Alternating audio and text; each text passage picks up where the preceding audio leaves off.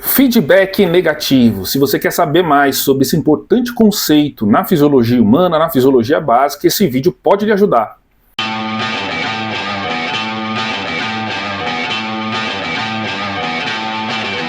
Bem-vindos a mais um vídeo do canal Fisiologia com o professor Cláudio Lira. Eu sou o professor Cláudio Lira, professor de Fisiologia Humana e Fisiologia do Exercício, e nesse canal você vai ter acesso a conteúdos gratuitos sobre Fisiologia Humana, Fisiologia do Exercício, que é a minha área de atuação na pesquisa, ciência, pesquisa e assuntos correlatos, ok? No vídeo de hoje eu vou falar para vocês sobre feedback negativo ou retroalimentação negativa, que é um importantíssimo conceito dentro da fisiologia, sobretudo aí da fisiologia humana. Se você tem interesse em saber melhor fisiologia do exercício, você tem que saber conceitos básicos da fisiologia humana, ok? Primeira situação, primeira coisa que eu gostaria de combinar com vocês e de relembrar é a definição de homeostase. O que é homeostase? É a capacidade que os sistemas fisiológicos têm de manter o meio interno relativamente constante, entendendo aí como meio interno o líquido que banha as células e não o líquido intracelular, ok? Não confundam isso. O que acontece? De fato, existem variáveis fisiológicas que devem ser mantidas relativamente constantes. Essas variáveis são variáveis que a gente chama de variáveis homeostáticas. Quais são essas variáveis? Concentração plasmática de glicose, concentração plasmática de cálcio, calcemia, concentração de sódio, potássio, cloreto. Todas essas variáveis que eu acabei de mencionar para vocês são variáveis homeostáticas, ou seja, podem variar, variam, mas variam dentro de faixas estreitas. Então, olha só, se a gente for definir homeostase, for entender o significado da palavra, o prefixo homeo significa similar, o sufixo estase significa condição. Então, homeostase é uma condição similar e não uma condição igual. Infelizmente, alguns professores de fisiologia ensinam aos seus alunos que homeostase é sinônimo de constante, mas não é. Homeostase é sinônimo de algo que varia, porém varia dentro de faixas estreitas. Por exemplo, a nossa temperatura corporal média é 36,5 graus Celsius. Porém, essa temperatura, ela varia ao longo do dia, de tal forma que a média não representa o que acontece de fato com a temperatura ao longo do dia de uma pessoa.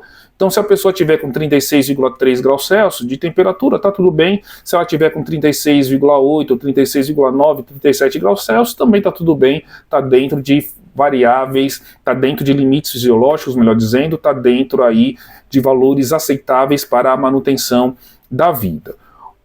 Bom, dito isso, e relembrando isso que eu acabei de falar, a gente tem que entender que os sistemas fisiológicos possuem mecanismos de ajuste das variáveis homeostáticas, de tal forma que é permitido a variação?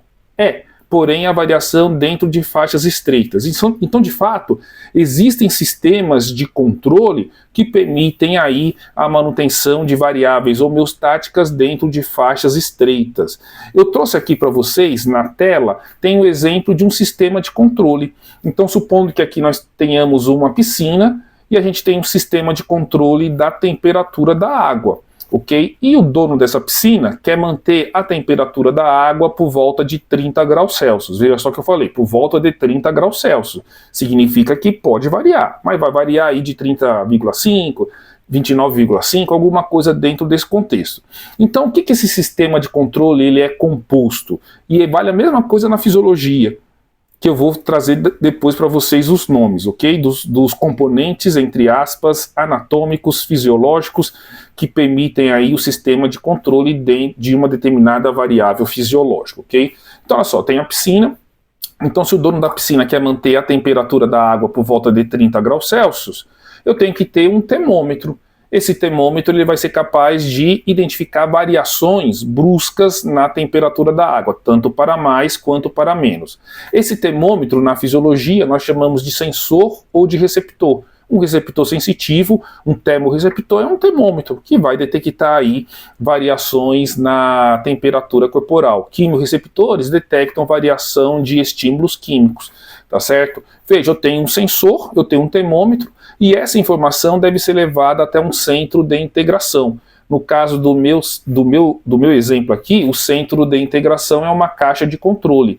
Na fisiologia, o centro de integração são dois. sistema nervoso e o sistema endócrino. A depender da variável que está sendo controlada, nós temos a participação do sistema nervoso e do sistema endócrino. Mas essa informação precisa ser levada de uma maneira. No caso do sistema nervoso, essa informação vai ser levada por um fio. Esse fio nós conhecemos como via sensitiva ou via aferente. É o que eu estou circulando aqui para vocês.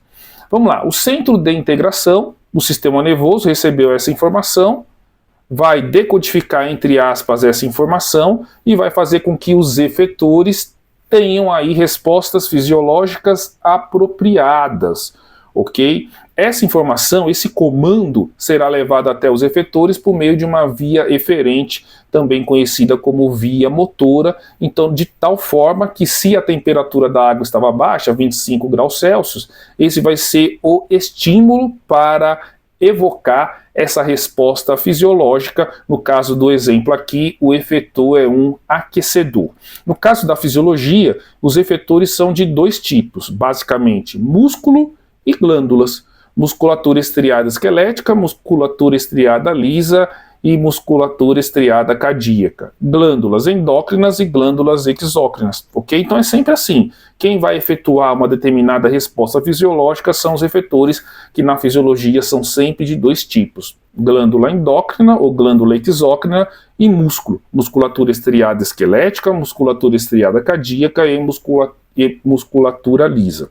O contrário também é verdadeiro. Então a temperatura da água agora, que estava 25 graus Celsius, começou a subir. Por quê? Porque o aquecedor ligou. Quem fez o aquecedor ligar? A caixa de comando, a caixa de controle, que no caso da fisiologia é o sistema nervoso. A temperatura da água começa a subir. 26 graus Celsius, 27 graus Celsius, 30 graus Celsius. Isso será detectado pelos termômetros e tudo isso vai desencadear o desligamento do aquecedor. Na fisiologia é a mesma coisinha, tá certo? É a mesma coisa. Por exemplo, a nossa temperatura central é por volta de 36,5 graus Celsius. Existem mecanismos de controle da temperatura corporal. Então, quando o dia está muito quente, a gente vai ativar aí uma maior atividade das glândulas sudoríparas. Quando o dia está muito quente, aumenta o fluxo sanguíneo direcionado para a pele para aumentar a troca de calor entre o corpo e o meio ambiente, tá certo? Quando está muito frio, diminui a atividade das glândulas sudoríparas e o fluxo sanguíneo direcionado para a pele também diminui, permitindo assim uma maior retenção de calor, entende? Então, na verdade, isso é um mecanismo de controle. Na próxima imagem, o que vocês estão vendo aí? Estão vendo o que é de fato feedback negativo. No feedback negativo, nós temos órgãos sensoriais que vão detectar esse estímulo. Essa informação vai ser levada até o centro de integração, constituído pelo sistema nervoso ou sistema endócrino, ou os dois, a depender do que está sendo controlado. Essa informação vai ser levada por uma via aferente ou via sensitiva, lembrando que aferente chega ao sistema nervoso central. O sistema nervoso central ou sistema endócrino vai integrar essa informação e vai fazer com que os efetores evoquem uma resposta fisiológica apropriada, ok? Então, é dessa maneira que é controlada uma variável homeostática. É por essa forma que as variáveis homeostáticas são controladas na fisiologia.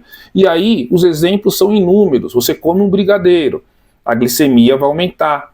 Isso será detectado pelo centro integrador, nesse caso o sistema endócrino. O pâncreas vai fazer com que as células betas das ilhotas de Langerhans produzam um hormônio, a insulina, e a insulina é um hormônio hipoglicemiante, tá certo? No caso do sistema respiratório, o sistema respiratório tem algumas funções, dentre elas manter a pressão arterial do CO2 e o pH relativamente constante.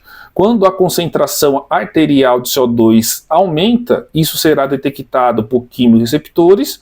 Essa informação vai ser levada até o sistema nervoso central, e o sistema nervoso central vai fazer com que a ventilação pulmonar se torne maior. Isso se dá por meio da ativação da musculatura respiratória. Quando a pessoa tem uma ventilação maior, quando ela está hiperventilando, a concentração arterial de CO2 diminui. O baroreflexo é um tipo de reflexo que é um exemplo de feedback negativo. Então nós temos uma alteração da pressão arterial, isso será detectado por barorreceptores e aí sim vão ser evocadas respostas fisiológicas para fazer com que a pressão arterial fique dentro dos limites de normalidade. Ok? Então, todos esses exemplos que eu acabei de mencionar para vocês são exemplos de feedback negativo. O feedback negativo, portanto, visa aí controlar ou regular uma determinada variável fisiológica e mantê-lo relativamente estável ao longo do tempo. Isso é o feedback negativo, um conceito importantíssimo dentro da fisiologia e que todo mundo, todo estudante profissional da área da saúde não deve ter dúvida quando for perguntado sobre o feedback negativo. Espero que vocês tenham gostado, não deixem de ativar as notificações, se inscrever no canal, compartilhar o conteúdo com seus amigos, isso ajuda demais a gente a atingir mais pessoas e até o próximo vídeo.